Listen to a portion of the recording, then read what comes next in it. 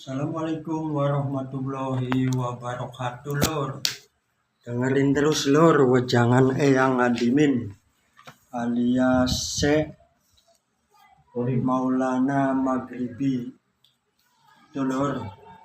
Ini wejangan dari Eyang Adimin nih, Lur. Sang waktu. Gak ada bosan-bosannya kita. Wejangan dari Eyang Adimin nih. Nih, baru kayak segini nih, Lur. Ya. Segini lagi nih, belum kebaca nih, Lur. Dengerin, Lur, dengan kerupuknya tuh. Bismillahirrahmanirrahim. Ini adalah tingkatan yang wajar untuk seorang pemula. Ini adalah cara Allah mengajar hambanya untuk mulai beribadah.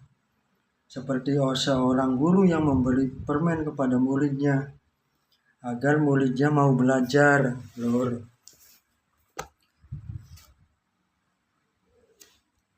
Pada awalnya, murid belajar karena ingin permen. Namun, setelah beberapa waktu, murid mulai mencintai ilmu itu sendiri, terlepas dari permennya.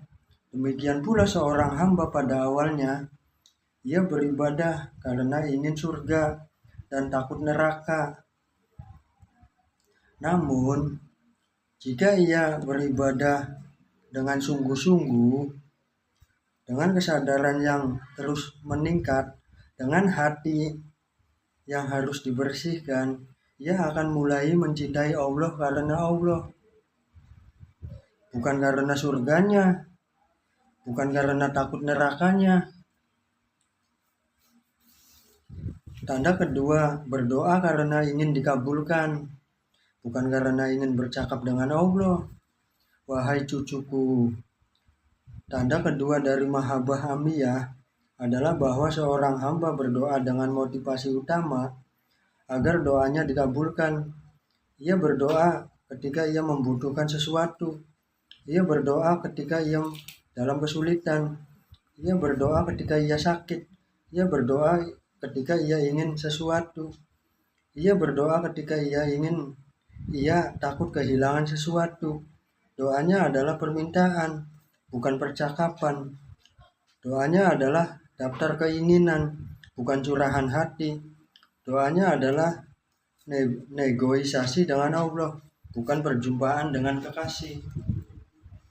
Tidak ada yang salah dengan doa seperti ini, wahai cucuku. Allah sendiri memerintahkan hambanya untuk berdoa, meminta apa yang mereka butuhkan.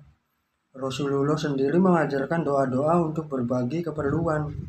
Doa bangun tidur, doa masuk kamar, mandi, doa keluar rumah, doa makan, doa bepergian, doa ketika sakit, doa ketika kesulitan.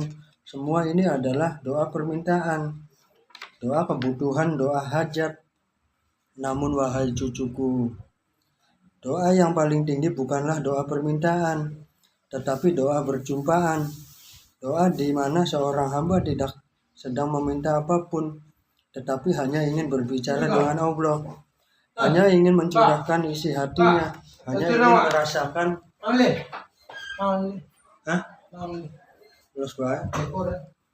hanya ingin merasakan kehadirannya,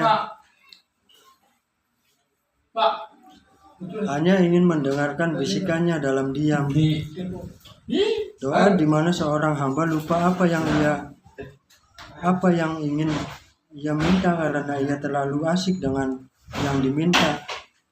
Doa di mana seorang hamba tidak lagi berkata, beri aku ini, beri aku itu, tetapi berkata, aku di sini ya Rob, dengarkanlah aku dan biarkan aku mendengarkanmu. Doa seperti ini adalah doanya para wali, doanya para pecinta sejati. Namun doa ini tidak datang dengan sendirinya. Ia lahir dari doa permintaan yang terus-menerus, dari hubungan yang terus dibangun, dari kedekatan yang terus ditingkatkan. Seperti seorang anak yang pada awalnya hanya berbicara kepada ibunya ketika ia membutuhkan sesuatu, minta susu, minta mainan, minta digendong. Namun setelah bertahun-tahun, anak itu mulai berbicara kepada ibunya tentang apapun, tentang sekolahnya, tentang temannya, tentang perasaannya. tentang pemimpinnya. Ia tidak lagi meminta, tetapi juga berbagi. Ia tidak lagi hanya butuh, tetapi juga memberi. Lur, jangan yang adimin lur. Dengerin lur. Enaknya sambil ngudut nih lur. Karena cangkemnya kecut lur. Sambil ngopi nih lur ya. Bismillahirrahmanirrahim. Punten lur sambil ngudut.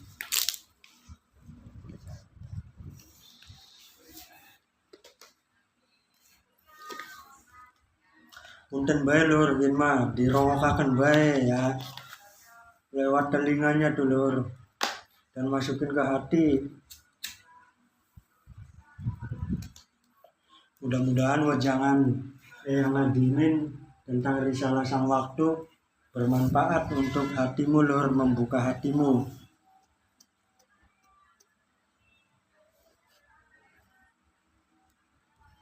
Nah, tanda ketiga lur, bersyukur karena mendapat nikmat, tetapi bersedih bila nikmat itu hilang. Wahai cucuku, tanda ketiga dari Mahabbahamiyah adalah hubungan antara rasa syukur dan nikmat. Seorang hamba dalam tingkatan ini bersyukur kepada Allah ketika ia mendapat nikmat, ketika ia sehat, ketika ia kaya, ketika ia berhasil, ketika ia bahagia. Namun ketika nikmat itu hilang, ketika ia sakit, ketika ia miskin, ketika ia gagal, ketika ia bersedih, kecewa, bahkan mungkin marah, ini adalah tanda bahwa cintanya masih terikat pada nikmat, bukan pada pemberian nikmat. Ia mencintai Allah karena Allah memberinya apa yang ia inginkan. Ketika Allah tidak memberinya apa yang ia inginkan, atau bahkan mengambil apa yang telah ia berikan, cintanya menjadi goyah. Ia merasa bahwa Allah tidak adil, bahwa Allah tidak mendengarkan doanya, bahwa Allah tidak peduli kepadanya.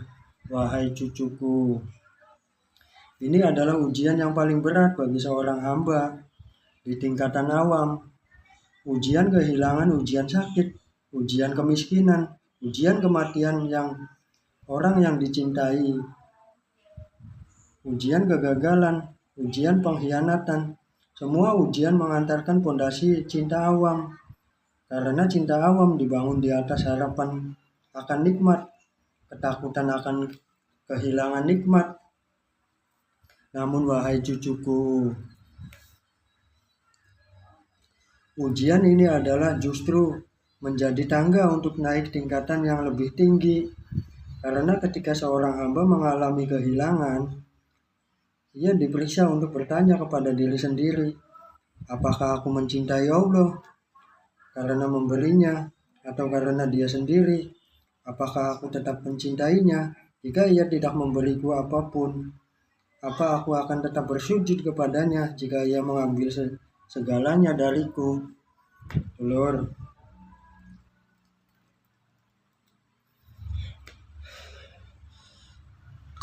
nikmat lur.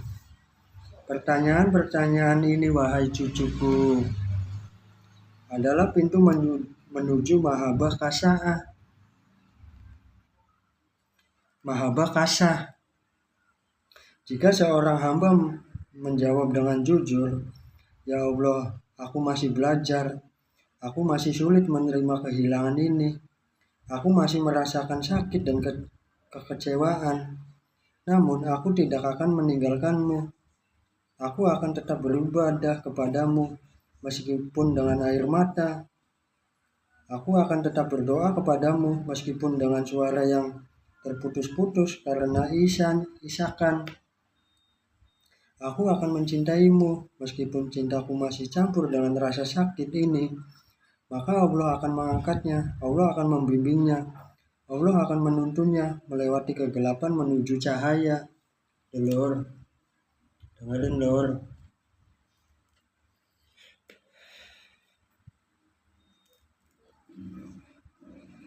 Tanda keempat lur, mencintai Allah di waktu lapang, namun lalai di waktu sempit.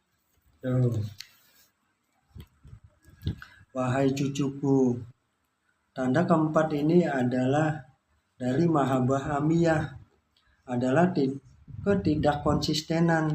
Seorang hamba dalam tingkatan ini merasakan cinta kepada Allah ketika hidupnya sedang baik-baik saja, ketika kesehatannya prima, ketika rezekinya lancar, ketika keluarganya harmonis, ketika usahanya sukses, ketika doa-doanya dikabulkan. Ia rajin beribadah, rajin berzikir, rajin bersedekah, rajin membaca Al-Quran. Ia merasakan manisnya iman, merasakan kedamaian dalam sujud, merasakan kebahagiaan dalam berdoa. Namun ketika hidup menjadi sempit, ketika ia sakit, ketika ia kesulitan ekonomi, ketika ia menghadapi masalah keluarga, ketika usahanya gagal, ketika doanya seolah tidak didengar, cintanya menjadi luntur, ia malas beribadah, ia meninggalkan zikir, ia mengabaikan sedekah, ia tidak lagi membaca Al-Quran dengan semangat, ia merasa jauh dari Allah, padahal Allah tidak pernah jauh. Ia merasa ditinggalkan, padahal Allah tidak pernah meninggalkan. Dulur, ini adalah tanda bahwa cintanya masih tergantung pada kondisi, bukan pada zat yang maha kaya, tidak lagi berpengaruh oleh kondisi apapun. Ia mencintai Allah ketika Allah memberinya kemudahan. Ia lalai ketika Allah mengujinya dengan kesulitan. Ia dekat ketika Allah mendekatkan nikmat. Ia jauh ketika Allah mendekatkan ujian. Dulur, dengerin lur.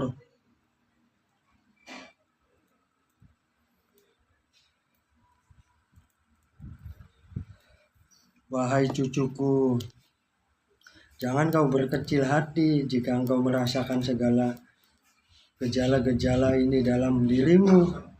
Ini adalah hal yang wajar bagi seorang pemula. Ini adalah bagian dari proses pembelajaran. Ini adalah cara Allah mengajarimu bahwa cinta sejati tidak boleh tergantung pada kondisi, bahwa cinta sejati harus tetap menyala di waktu sempit, sebagaimana ia menyala di waktu lapang, bahwa cinta sejati adalah cinta yang tidak memudar ketika ujian datang, tetapi justru semakin membara. Lur,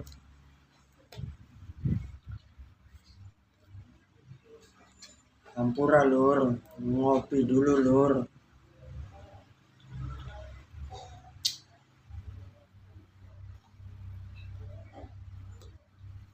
Rasulullah bersabda, sesungguhnya menakjubkan urusan orang mukmin, karena segala urusannya baik baginya, dan hal itu tidak terjadi kecuali bagi orang mukmin. Jika ia mendapat kesenangan, ia bersyukur, dan itu baginya, baik baginya. Jika ia mendapat kesusahan, ia tetap bersabar, dan itu baik baginya. Lur, dengerin lur. Cucuku, perhatikanlah sabda ini. Rasulullah tidak mengatakan bahwa orang mukmin tidak merasakan kesusahan. Ia merasakannya, namun ia bersabar. Ia tidak lalai. Ia tidak meninggalkan ibadah. Ia tidak berhenti berzikir. Ia tetap mencintai Allah meskipun hatinya sakit, meskipun air matanya mengalir, meskipun dadanya terasa sesak.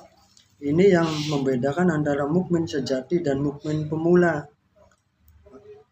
antara cinta yang matang dan cinta yang masih mentah, antara mahabbah kasah dan mahabbah hamiyah.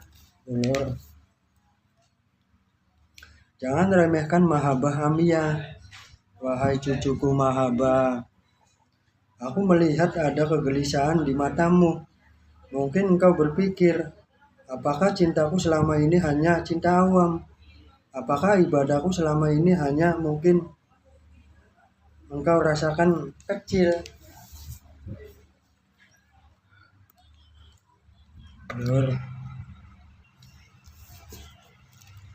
Merasa rendah, merasa gagal karena pengetahuan bahwa cintamu masih di tingkatan yang paling bawah. Hentikan wahai cucuku, hentikan pikiran itu, karena meremehkan mahabbah hamiyah adalah kesalahan besar. yang dilakukan oleh banyak salik. Mereka terburu-buru.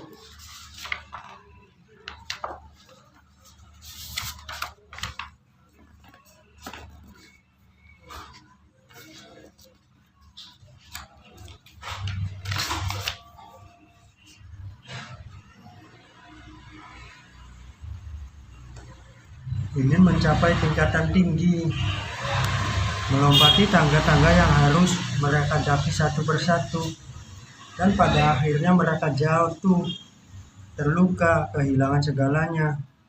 Sang waktu berkata dengan penuh kasih, "Janganlah engkau remehkan cinta ini, wahai cucuku, sebab semua wali Allah pun pernah melewatinya. Ia adalah pintu awal menuju cinta sejati. Bagaimana bayi yang belajar berjalan sebelum berlari menuju robnya. Cucuku, tidak ada seorang pun yang lahir langsung menjadi wali.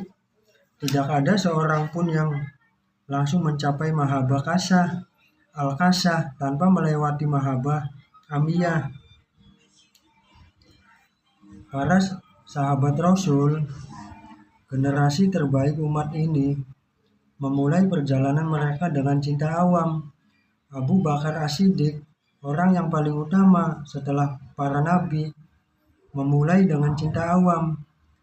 Umar bin Khattab yang menggarangkannya merubah menjadi kelembutan setelah masuk Islam, mulai dengan cinta awam.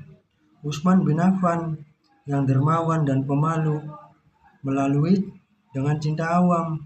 Ali bin Abi Thalib yang dibesarkan di pangkuan Rasulullah, mulai dengan cinta awam. Mereka semua, wahai cucuku, melewati tingkatan di mana mereka beribadah karena ingin surga, takut neraka. Mereka semua tingkatan di mana mereka berdoa karena ingin dikabulkan. Mereka semua melewati tingkatan di mana mereka bersyukur ketika mendapat nikmat, bersedih ketika kehilangan. Mereka semua melewati tingkatan di mana mereka mencintai Allah di waktu lapang dan lalai di waktu sempit. Namun mereka tidak tinggal diam di tingkatan itu. Mereka harus berjuang, berusaha, terus beribadah, terus berzikir, terus mendekat hingga Allah mengangkat derajat mereka.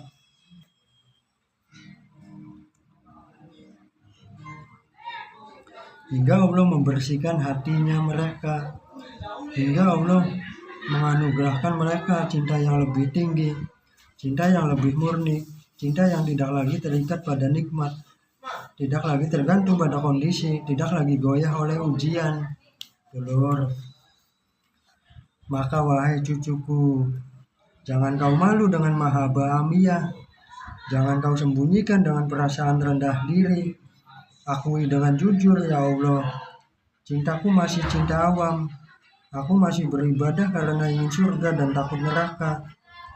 Aku masih berdoa karena ingin dikabulkan. Aku masih bersedih ketika kehilangan nikmat. Aku masih lalai ketika hidup sempit. Namun aku tidak akan berhenti di sini. Aku akan terus berjalan. Aku akan terus belajar. Aku akan terus berusaha. Aku akan terus mendekat.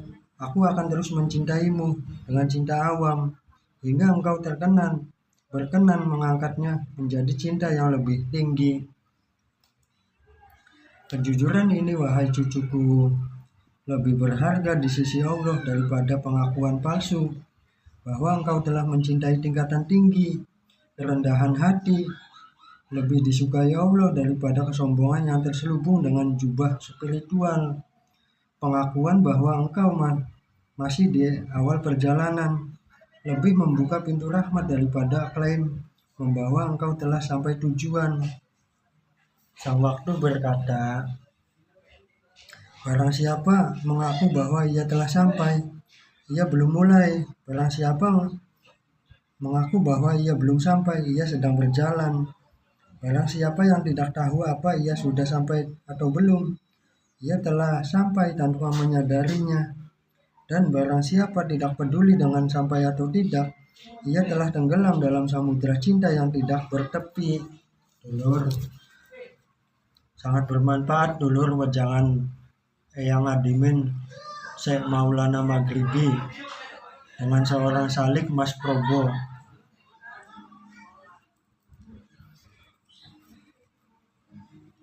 Ujian bagi cinta awam. Wahai cucuku mahaba, setiap tingkatan cinta memiliki ujiannya masing-masing. Mahaba kasah diuji dengan godaan untuk merasa lebih baik dari orang lain. Mahaba kasah al-kasah diuji dengan godaan untuk berhenti berusaha karena merasa sudah sempurna. Mahaba amiyah, tingkatan yang paling awal, diuji dengan sesuatu yang berbeda. Ujian kehilangan. Dulur, dengerin lur.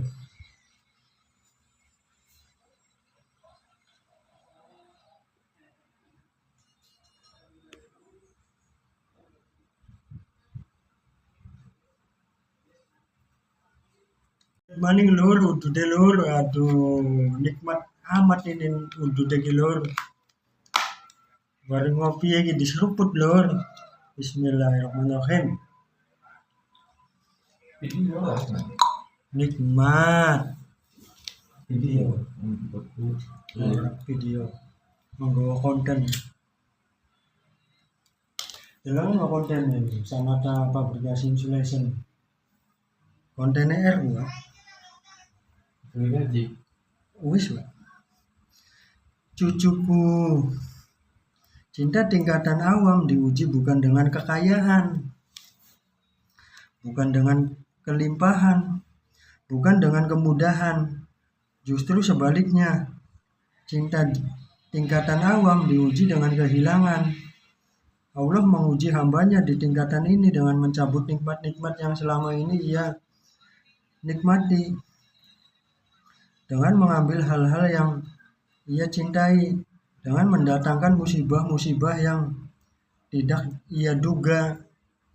Mengapa? Karena Allah ingin menguji apakah cinta hambanya itu mencintai kepada pemberian nikmat atau cinta kepada nikmat itu sendiri. Apakah ia akan tetap mencintai Allah ketika nikmat-nikmat itu hilang? Apakah ia tetap beribadah ketika berdoa-doanya tidak dikabulkan? Apakah ia akan tetap bersyukur dalam keadaan sulit? Apakah ia tetap mengingat Allah ketika dunia sedang tidak bersahabat dengannya?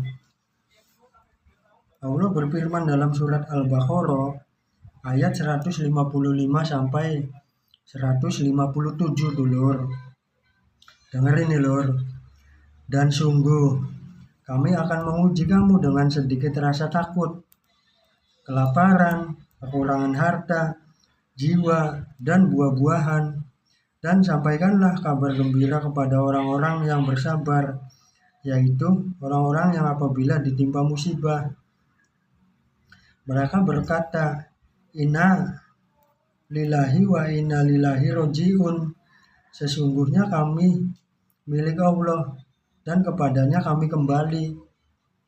Mereka itulah yang mendapat rahmat dari Tuhan mereka, dan mereka itulah orang-orang yang mendapat petunjuk. Dulur, cucuku, perhatikanlah ayat ini. Allah tidak mengatakan bahwa ia akan menguji orang-orang kafir dengan musibah. Allah mengatakan bahwa ia akan menguji kamu, orang-orang yang beriman, orang yang mengaku mencintainya, orang-orang yang sedang berjalan di jalannya. Musibah adalah ujian khusus bagi orang beriman.